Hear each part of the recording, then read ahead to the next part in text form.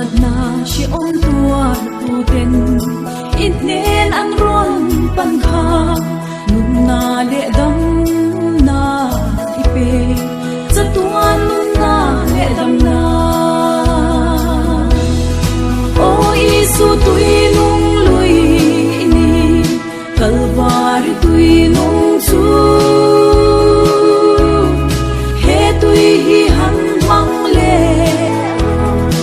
nat na ve tu te song song dam na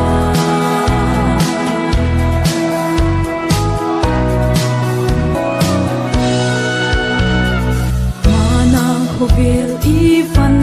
lai kha in ne na ta dam na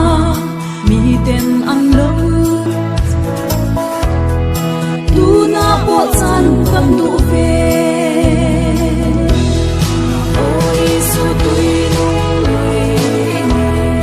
Kalvari tui nung chu he tui hi han mang le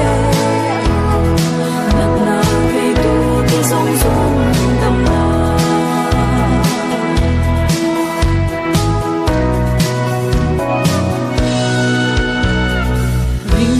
lovin ron pan thuai ro Iswa he na dam na chu an tan nung na le dam na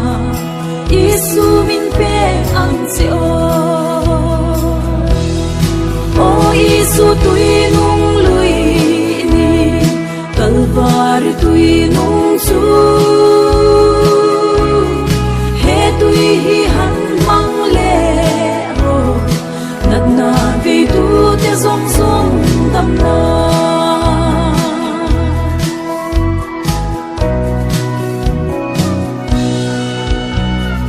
har le mit del piang suan ke vai tin lal I suan ne na dam na kan tan da in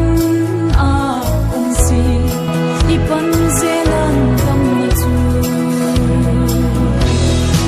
o Isu tui nung lui ni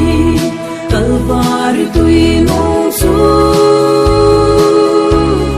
he tui hi han mang le ro nat na ve tu te zong zong dam na